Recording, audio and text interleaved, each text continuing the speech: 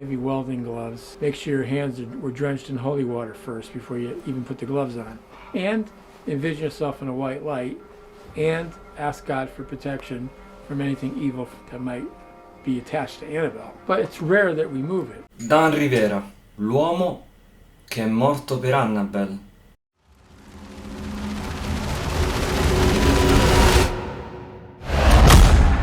Dan Rivera era un ricercatore del paranormale, un ragazzo che ha scelto di non voltarsi, di cercare ordine all'interno di un caos, domande e risposte per quello che riguarda il confine tra noi e l'aldilà. Ma Dan Rivera era solito incontrare oggetti particolari, eseguire dei tour che l'hanno portato a contatto diretto con Annabelle. Dopo questo contatto diretto, Dan Rivera ha perso la vita in uno dei numerosi tour e l'ha persa esattamente poco dopo che l'evento si concludesse, quindi all'incirca nella notte stessa.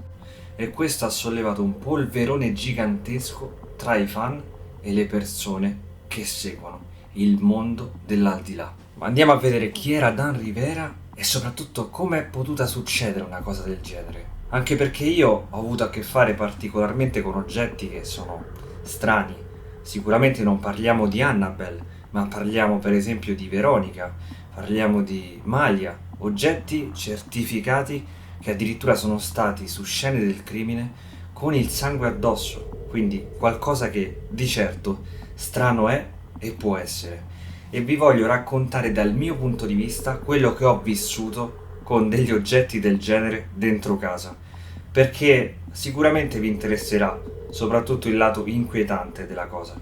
Ma adesso andiamo a vedere la storia di Dan Rivera, perché è molto interessante capire come questa persona abbia continuato a perseverare nella ricerca del mondo dell'aldilà e poi sia arrivato a fare questa fine, magari incontrando e imbattendosi in qualcosa di molto più grande della semplice ricerca sul paranormale. Dan Rivera nasce e cresce nel Connecticut, giovane, razionale, formato nell'esercito americano, disciplina, famiglia ed etica. Quindi si tratta di un ragazzo che non era propriamente un fautore del mondo del paranormale, magari aveva la passione, ma partiva da una base scettica. Su questo mi rivedo molto in lui. Dietro lo sguardo di un soldato c'era qualcosa che lo infastidiva. Fin da bambino diceva di percepire cose che altri ignoravano.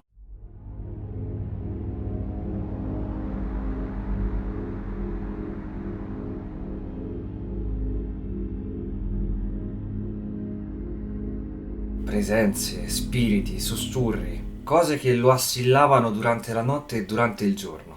Dopo l'esercito ebbe una scelta da compiere: mettere tutto a tacere nella propria testa oppure cercare di rincorrere il motivo per cui ascoltava tali voci. Parliamo quindi di un ragazzo che sì, partiva da una base scettica, come se volesse quasi un pelino rinnegare quelle che erano le sue sensazioni, ma allo stesso tempo appunto provava queste sensazioni forti che lo misero dinanzi a un bivio, ovvero cosa faccio? Do retta a queste voci e quindi cerco di capire perché le sento, da dove vengono e cosa sta succedendo, oppure allo stesso tempo posso semplicemente far finta che non esistano, come fanno tantissime persone in giro intorno a noi. Dan incontrò Ed e Lorraine, che non hanno di certo bisogno di presentazioni. Con i Warren nasce la New England Society per la ricerca psichica. Dan entra nella squadra non per sensazionalismo, quindi per spettacolo, ma per cercare di proteggere le persone che avevano a che fare con questi strani fenomeni. Cercare di aiutare le persone, quindi immaginate aveva comunque una sorta di etica morale dietro al paranormale, ovvero cercava di scoprire e di aiutare le famiglie che magari avevano questo tipo di problemi, il che è molto interessante. Divenne investigatore capo. Per oltre 10 anni ha visitato case, famiglie e luoghi in cui la logica cedeva. I suoi strumenti non erano solamente telecamere o registratori, ma preghiere, disciplina, silenzio, abbinate comunque ad un grande comparto tecnico. Room full of dark mysteries and even darker secrets, yet to be unlocked from the items they are contained within. A collection so sinister, it is kept under lock and key, not only to keep people out, but to keep what is held within it from escaping. Many of the items have been used for black magic or the occult, in an attempt to hurt others, often having succeeded in either harming or killing.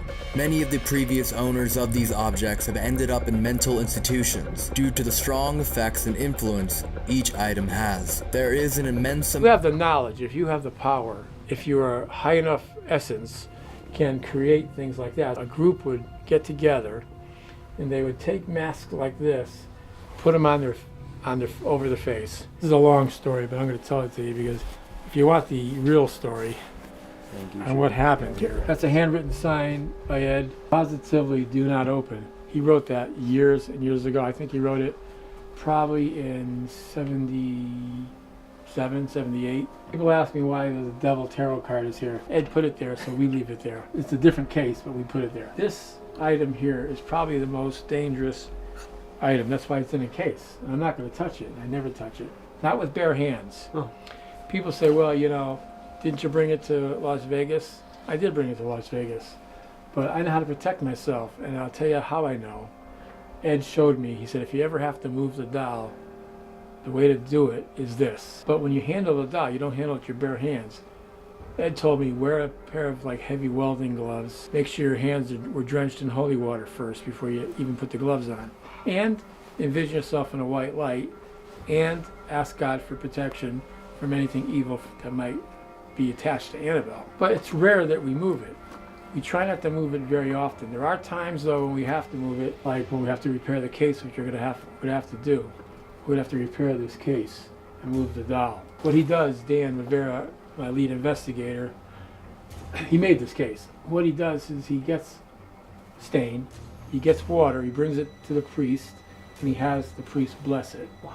Then when he built this case, he stained it with the holy water and oil combination with the stain, infused in it. Behind the doll, behind the felt, he has a prayer written in there, the Our Father. On the sides, if you want to catch that with the camera, he cut out crosses on both sides, put a cross here, and he has two plaques, the St. Michael the Archangel prayer. We consider that a protection. Not total protection, because you never know. Yeah. That's why we don't touch it with our bare hands. That's why there's glass. So, the story of Annabelle. You ready for this? Oh, absolutely. Lorraine and Ed got a call from two nurses. They said, we have this item and we think it's causing a lot of problems with us. Can you come over? So they went over the house, Ed and Lorraine. They visited these two girls. One of her names was Donna. She's the one who received the doll from her mother as a birthday gift. Now Donna was about 28 years old at the time, but she liked dolls. A lot of girls like dolls. I don't blame them. You know, it's nice. It's like we like model cars. Nothing's wrong with the doll that they can see. Everything's fine. They even put a little gold bracelet on the doll's wrist there that you can see later. She would carry the doll all over the house. One day, while they're at the breakfast nook, I know it's going to sound illogical and crazy, they're sitting at the breakfast nook and the doll is next to them. Her and her roommate, who's a nurse also.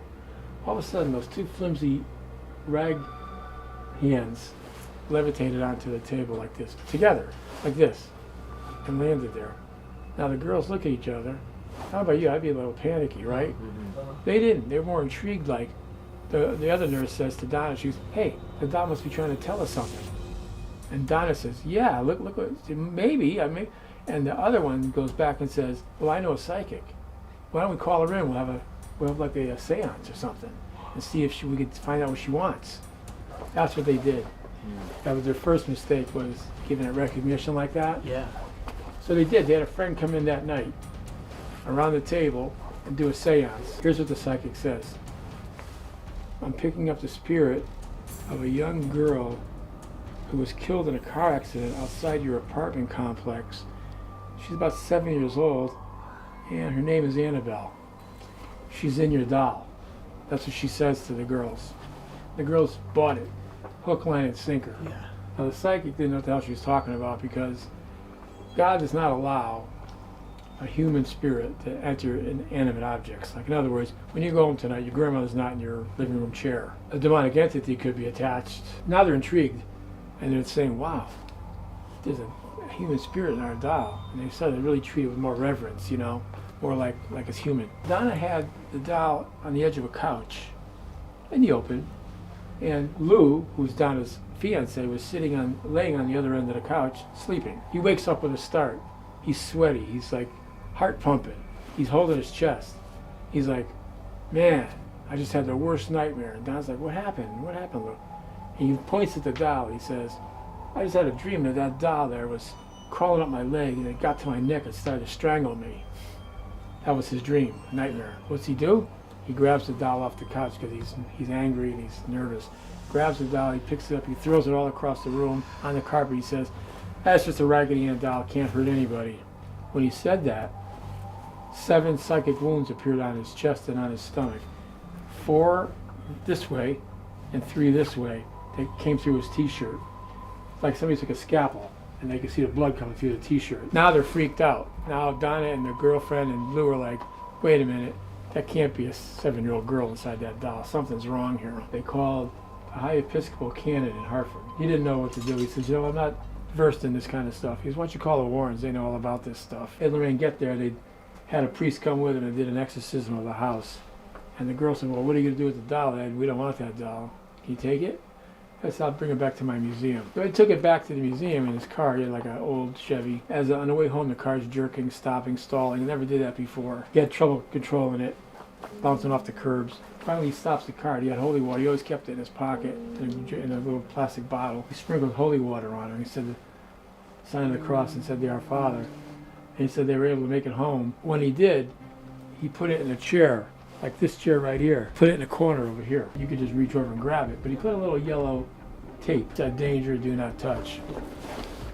So that was fine for a while, right? A priest, Father Bill, he comes over in the daytime, has lunch with Ed and Lorraine upstairs. After they're eating lunch and having tea, he says to Ed, hey Ed, can I see that doll that I heard so much about that put slashes on people? That's how he said it. Ed says, come on down, Father, I'll show it to you. He gets to the doll, starts to talk about the doll that's in the corner, and he starts to talk, he gets to the part with the slash marks with Lou, and the priest, like, doesn't want to know. The priest goes, what? He reaches over the tape, grabs the doll. That's the guy. He grabs the doll. You know what he does? He grabs it, almost like Lou, throws it across the museum and says, God is more powerful than any devil or demon. Ed says, Father, why'd you do that? I told you not to touch anything. The priest says, I don't care. God is more powerful. Ed says, you know what, Father, you're right. God is more powerful than any devil or demon, but no human being is. No priest. He shouldn't have touched it. The priest didn't want to hear it. They go back upstairs. Ed's not too happy with the priest, by the way. They say their goodbyes. The priest gets in his brand new car and leaves. The priest never made it to his diocese that night because the car went out of control, almost head on into a tractor trailer. Destroyed the car and injured the priest. It didn't kill him, but it injured him. 2 days later, the priest calls up crying on the phone to Ed. He tells him about the accident. He says, you know what, Ed? He said, the last thing I can recall was looking in the rearview mirror, and I saw an image of that doll. Then I lost control of the car. Ed's like, Father, I mean, I don't know what to tell you, but yeah, I told you not to touch the doll. Ed used to give these little tours of the museum. He used to charge like $5 or $10 or $12. He'd have a group of college kids would call up. He'd say, oh, if you get 10 kids, I'll give you an hour-and-a-half tour. And one of the kids came on a motorcycle with his girlfriend. Gets to the doll. Now, at this time, the doll's in a case. Because after all these incidences, Ed said, I'm going to have a case built, which was that case there. That is the original case. No way. That's the original case right there, and that's where we're going to put it when we transfer the doll for repairs temporarily. We're going to put her back right there. That was the case that the young man ran up to. Ed's talking about the doll. He gets again to the I guess the slash marks like a trigger. Mm-hmm. He talks about the slash marks appearing psychic wounds. The young man breaks in the crowd, runs up to the glass, starts banging on the glass with his fingers, says, this is a bunch of bull. If that doll can put slashes on somebody, do it to me. What'd he do? He challenged. He challenged the doll. Ed's like, hey, you and your girlfriend, you got to get out of here. I can't have it. I just got through telling you people, don't disrespect the doll, don't challenge, get out. Kid's mocking it on the way out, laughing with his girlfriend. He never made it home. 3 hours later, they found out that he was killed on that motorcycle Jesus. when he went head on into a tree. Now, how do we know what happened? The girl didn't die. She was in a hospital for many months, though. And she said, when interviewed, the last thing she recalled was laughing and joking about the doll with him before he lost control of the bike. Now, I've looked at that doll many times. I've never challenged it. I've never said, I want to see something happen. I never said, I want to see the doll move. I never said, if you can do something to me, do it. No, that's ridiculous. That's stupid. It's like going up to Mike Tyson and say, go ahead, hit me. Go ahead, you think you can hit me? You think you're tough? Credeva che il male esistesse, ma anche che non dovesse avere l'ultima parola. Dan quindi era fortemente religioso e credeva appunto che la controparte maligna venisse combattuta con le preghiere. Ecco perché appunto durante le sue indagini cercava sempre di anteporre la sua fede alla scelta tecnica degli strumenti. Cercava di far sì che queste entità maligne venissero scacciate da qualcosa di più potente di lui, tramite l'utilizzo delle preghiere. Avete visto tutti i film di Annabelle e sapete benissimo che è descritta come se fosse il diavolo in persona. La bambola che batte sulla teca, la bambola che Ed e Lorraine Warren custodiscono in una teca che non può essere presa, non può essere aperta, che addirittura viene regolarmente battezzata perché potrebbe, diciamo, alterare un pochino la situazione all'interno della stanza. Tra l'altro non può essere neanche aperta la teca più di tanto perché appunto gli altri oggetti potrebbero prendere il potere o comunque ciò che emana dalla teca questo oggetto misterioso. Why would you challenge? Over here is the movie doll. There's the movie had a doll. Oh wow! I did This not is even one see of the that. movie dolls. That's one of the dolls right there. Warner Brothers was super nice and allowed us to have one. Now, do you believe this is just a normal doll, or do you believe because of the intention they put into this for the movie that it also has? Well, that you never know. That's why she's in a case. Yeah, that's Yeah. that's why I was asking. That's one of the See, reasons why you never know. Look, You never know. this right here, the Satanic Idol of Newtown. This is a mind blower, and I'll tell you why. Something terrible happened with this idol, and it happened to Lorraine. 1991, Ed gets a phone call from a young man, about 22 years old, who's a bow and arrow hunter, hunting deer in the woods in Sandy Hook. And if you know Sandy Hook, you know what happened there, the tragedies. But this was way before that happened. He gets lost looking for deer. All of a sudden he stumbles on a grotto of rocks. On top of it is the idol. He never saw anything like this before. Matter of fact, I didn't either. He starts to walk away down this pathway, scared. He said his heart's pounding because he feels funny looking at that thing. As he's walking away, this is the crazy part right here. Out of nowhere, in the summertime, in the middle of the woods somewhere, a guy appears right next to him, all dressed in black from head to toe, about 70, 72 years old. Snow white hair combed back, short cropped snow white beard, walking step for step with this young man. As the kid's walking, this guy's walking with him without looking at him. I got so scared, I wanted to just take an arrow out of my quiver and go like this and stab the guy. I was so frightened of the guy. I said, well, you didn't do that, right? He goes, of course not. He goes, but I didn't muster up enough energy to say, how do I get out of this place?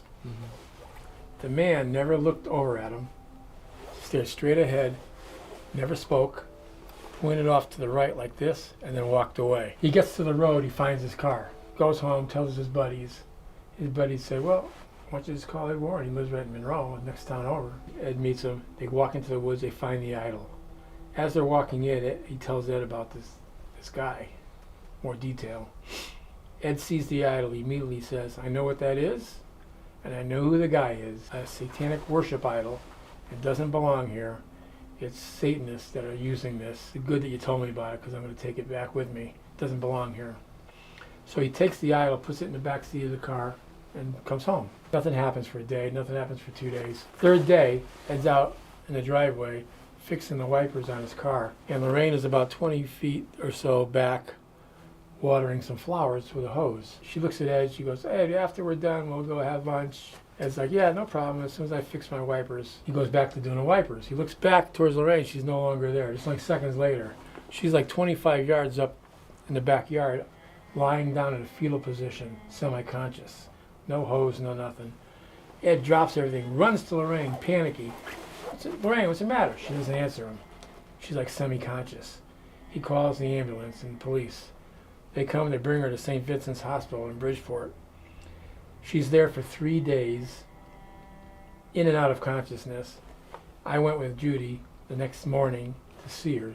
She could hardly talk. She just about recognized her own daughter. And she was almost like somebody hit her with a baseball bat and she had the flu. Yeah. That's how she was acting, like just out of it. Doctors did all kinds of tests, brain scans, everything else. The 3rd day, she snaps out of it. She's perfectly fine. Doctor said, she can go home, Ed. She's fine. There's nothing wrong. We can't find anything wrong with her. She said, I want to get out of here. I'm hungry. I want to eat. She comes home. She's fine. The next day, I come over to see Ed. I go, Ed, can we look at the statue again? So I come in and look at the statue. Whatever happened with Lorraine? What did the doctors say? He said, they never told me, Tom. He goes, but they didn't need to tell me. I know what happened. He goes, that son of a bitch. And he gave me the guy's name. He goes, his name is, and he told it. He's a German guy. He's a high priest in a satanic cult. And he did that to Lorraine as a warning to me. He goes, I know he did. He goes, he didn't mess with me directly because he knows I have a lot of knowledge on reverse ceremonial magic and that I could be damaging too. But he wanted to warn me because I stole his idol out of the woods. He goes, as soon as that kid told me the description of this guy, I knew who it was. Here's the crazy part. He told me his name once. It's a German name, but I'm not going to repeat it. I'll tell you why. So I said, oh, okay, Ed, is he powerful, huh? And I'm talking. Yeah, he's real powerful. 2 months later, I said, hey, Ed, what's that guy's name again, that satanic priest guy? Ed said, I'm not going to tell you what his name is. You got to remember it or you don't remember. I go, come on, Ed. Here's what he said to me. Every time I mention that goddamn guy's name, something bad happens to me or to us. I go, really? He goes, yeah, that's how powerful the guy is. I don't even like to repeat his name, he says to me. This is going to freak you out a little bit. I didn't learn this until about a year or so ago. The person who's responsible for for the death of all those children lived on Yogananda Drive in Newtown, or Sandy Hook. A young man who murdered his best friend and kidnapped his girlfriend about 5 or 6 years ago. He lived on Yogananda Drive. This high priest in a satanic cult, who I'm not going to tell you his name, lived on Yogananda Drive before he died. Now, what's going on? 3 things like that. This guy was a high priest, had a lot of power, it told me. A lot of power. He lived on the same street as that killer and the other killer. I mean, there's no proof to anything, but Yeah. to me it's kind of too coincidental to be anything other than something the guy was up to, that priest. Something's up. Well, here's the dinosaur that was used in the Brookfield case and the Devil Made Me Do It case. Thank you. Thanks. How is it so far? Great, man. This I can is listen to you all night. Incredible. I love this. I got to tell you guys the truth, so I want you to have a detailed. Yeah, no. Post. There's one thing I want to ask because I'm not fully sure they're aware, but Annabelle's being moved tonight. Yeah. Correct. Yeah. From the current case to the original. Yeah. What time is it now? That's gonna happen What tonight. time is it now? 7:30. 11 o'clock, I think we're going to move it. But you guys You're are moving it from the Yeah. current case to the original Yeah. case? Yeah.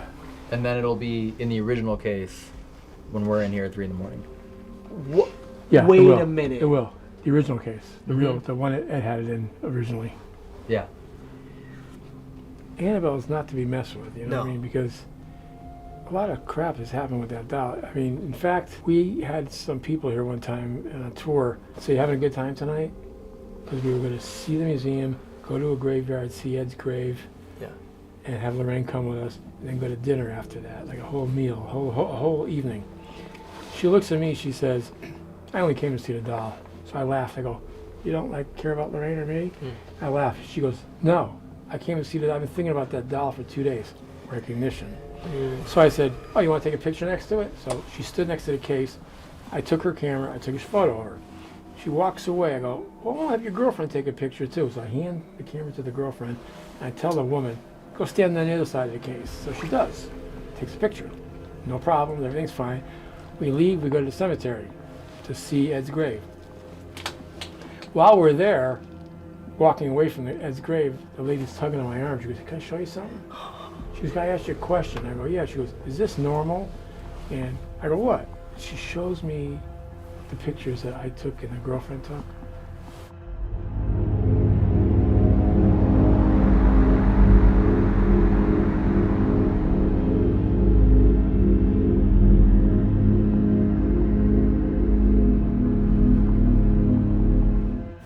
La bambola Veronica con cui io ho avuto a che fare mi ha dato delle sensazioni che possono aiutarvi a farvi capire cosa in scala, quindi attenzione, non sto dicendo che hanno lo stesso effetto, ma può aiutarvi comunque a capire cosa può succedere se hai un oggetto del genere. Vi assicuro che qualcosa di strano c'è. È un oggetto che non è una bambola stupida che io ho preso e piazzato lì e vi ho detto che è infestata. Veronica è una bambola che proviene dall'America. Veronica è una bambola che ha delle testimonianze. È una bambola che sui suoi vestiti porta del sangue. Questo sangue è stato rilevato tramite delle appunto rilevazioni. Sono molto precise e di certo non possiamo averle costruite noi. Questo perché? Perché si vede chiaramente sul suo vestito delle tracce di liquido ematico. E questo liquido ematico, come vedete, è molto molto scuro. Se non usiamo gli infrarossi, se non usiamo gli ultravioletti, non si vede niente, non si vedono solamente delle tracce nere che sembrano quasi muffa. Ma se noi andiamo ad utilizzare un microscopio che va a ingrandire talmente tanto il vestito che si vedono i legamenti del tessuto stesso, noteremo che all'interno delle maglie ci sono delle chiazze rosse molto scure come di sangue coagulato.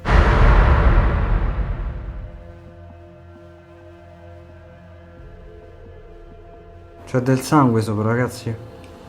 Col microscopio, aspetta. Oh mio Dio, c'è il telo rosso.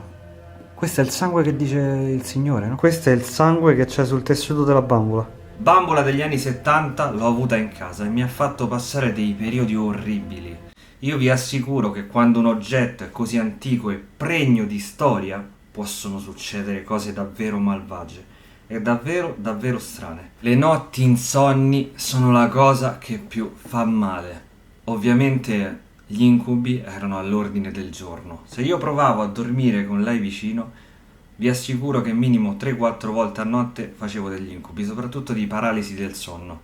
Magari ero bloccato e vedevo una vespa avvicinarsi al muro e la guardavo mentre apriva le ali, non potevo muovermi per istinto, per scansarmi, ma quella vespa non c'era. O magari tanti altri episodi di paralisi nel sonno dove vedevo delle cose che a questo punto non credo neanche siano state così tanto frutto del mio cervello. Veronica è una bambola incredibile ed è lontana da casa mia in questo momento, perché vi assicuro che avere un oggetto così antico che ha passato quello che ha passato, che è stato in determinati posti, non è qualcosa di comune. Non è di certo un soprammobile e non è una bambolina con cui tua figlia può giocare. Dan è morto dopo il tour di Gettysburg. Teneva i suoi tour con tantissime persone che andavano a vedere ciò che lui voleva mostrargli. Lui non cercava di certo di spettacolarizzare Annabelle, anzi magari utilizzava semplicemente delle frasi gentili per sfidare l'entità dicendo venite a vedere Annabelle, oppure è lei che viene a vedere voi. Adesso noi non possiamo sapere se Dan Rivera è morto per colpa di Annabelle. So che tanti si stanno riempiendo la bocca di questa cosa come se la sua morte fosse da strumentalizzare. Io cerco in questo video semplicemente di fare una riflessione, di abbinarla a quella che è la mia esperienza con questi oggetti. Sono sano e salvo, anche se appunto non sono mai stato a contatto di certo con oggetti come Annabelle, ma posso dirvi che prima di dire che Dan è morto per colpa della bambola ci sarebbe da portare più rispetto verso di lui e verso i familiari. Magari ciò non è successo, magari ci sono state circostanze stranissime per cui è morto e tutti stanno cercando di correre, no? E raccontare che è morto per forza per colpa della bambola. Invece voglio dirvi, ragazzi, non mettete mai le mani sul fuoco. Può essere successa qualsiasi cosa e per correre al sensazionalismo si dice è morto per colpa della bambola. Può essere, perché Annabelle è una bambola terribile, ma se non è così, se è solamente una coincidenza e se tutti stanno gridando che questo ragazzo è morto per colpa della bambola e invece non è così, voi immaginate il dolore che può provare magari ad ascoltare questo tipo di cosa mentre non c'è più, perché sono sicuro che ci ascoltano. Voi immaginate che sdegno se non è così, se lui conosce la causa della sua morte. Voi immaginate che cosa triste essere messo sui giornali, sui social, con scritto è morto per Annabelle e basta. Certo, io ho scritto un titolo che ti fa capire la stessa cosa, ma se tu apri il contenuto capisci che io non volevo dire che Dan è morto per Annabelle. Io volevo chiederti, ascolta la sua storia, vedi la mia con la parentesi delle mie bambole che sono autentiche e anche cosparse di sangue, quindi non si tratta di bambole naturali e tranquille e stupide rispetto ad Annabelle, e tira le tue somme. Ricordalo per quello che era, per com'era quando investigava, per com'era come padre, come ragazzo, che era un uomo, un soldato americano, e il suo scetticismo, ma la sua apertura mentale verso queste entità. Io volevo raccontarti Dan come idolo. Dan, come tutta la parte americana, per me era un idolo. Non conoscevo benissimo lui, perché magari ne seguivo tanti altri, ma faceva parte di quel tipo di investigazione paranormale che a me fa impazzire. Quindi, Dan è morto per Annabelle? No, fino a prova contraria. È possibile che sia morto per Annabelle? Sì, è possibile che sia morto per Annabelle. Però ricordiamoci, ragazzi, di tenere sempre i piedi per terra. Non corriamo al sensazionalismo. Non diciamo cose che non stanno né in cielo né in terra senza avere delle prove. Immaginate i genitori o comunque la famiglia che si ritrova a leggere che è morto per una bambola. Con chi possono prendersela? Con la bambola? Quella bambola è il male puro. Sicuramente su questo non c'è dubbio. Però, ragazzi, cerchiamo di mantenere i piedi per terra e cerchiamo di portare rispetto. Quindi il mio video, certo, si intitola con è morto per colpa di Annabelle, di qua e di là, ma ovviamente è semplicemente per racchiudere tutte le persone che cercano informazioni, ma cercando di dare a queste persone un'informazione positiva. Quindi di mantenere tutta una linea seria su questo punto di vista e non cercare di dire è morto per forza per colpa della bambola. Tu dimmi cosa ne pensi nei commenti, dimmi cosa credi che sia successo, dimmi se a Gettysburg secondo te è successo il fattaccio per colpa di entità demoniache. Una cosa è sicura, Dan era un uomo di Dio, quindi sicuramente qualsiasi cosa l'abbia sconfitto non l'ha sconfitto del tutto, perché lui adesso è nel regno dei cieli.